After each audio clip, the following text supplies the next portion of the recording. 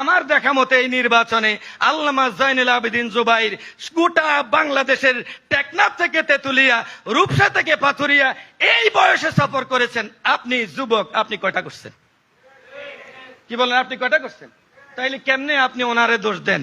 আবার অনেকে বলে নতুনদের হাতে নেতৃত্ব চলে আসুক। আরে ভাই, উনি মাসে 10টা সাংগঠনিক সফর করে নিজের পকেটের টাকা দিয়ে। আপনি যে ভাইরাল বক্তাগুলো দেখছেন, ওদেরকে আপনি একটা সফর করাইতে পারবেন না। আমি আজকে আপনাদেরকে এটা বলে যাই, একটা সফর ওরা নিজেদের পকেটের টাকা দিয়ে করবে না।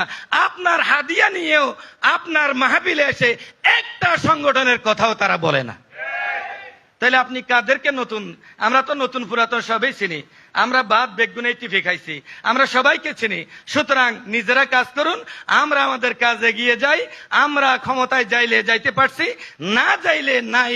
আমাদের কোনো ক্ষমতার দরকার নাই। ক্ষমতায় যাওয়া আমাদের মূল লক্ষ্য নয়। আমাদের লক্ষ্য হচ্ছে কোরআন সুন্নাহ ভিত্তিক সমাজ ও রাষ্ট্র কায়েম করা। আর কোরআন সুন্নাহ ভিত্তিক সমাজ ও রাষ্ট্র কায়েম করতে হইলে you have to go man to man, you have to go door to door, you have to go village to village, you have to go district to district. Otherwise you cannot be possible to establish a society on base of Quran and Sunnah. Assalamu alaikum wa rahmatullah. এই বিষয়ে আমি একটা বই লিখেছি আমাদের নেতৃবৃন্দর অনুরোধে। 93টা আয়াতে কারিমা কোরআনের এখানে দিয়েছি, আরো 137টা আয়াতে কারিমা দিয়ে আমি একটা বই লিখেছি, ব্যবসার জন্য নয়, যাতে করে আমার আন্দোলনের কর্মীরা ইসলামী আন্দোলন কি সেটা বুঝতে পারে।